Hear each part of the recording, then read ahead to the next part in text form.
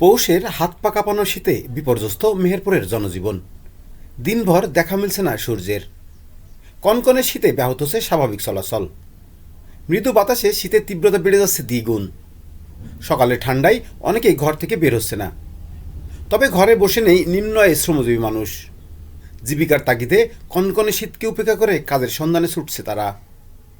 প্রচণ্ড শীতের রাতে বিভিন্ন এলাকায় গিয়ে সমাজের দুস্থ, অসহায় ও ছিন্নমূল মানুষের মাঝে শীত নিবারণে শীতের কম্বল বিতরণ করছে গাংনী উপজেলা প্রশাসন।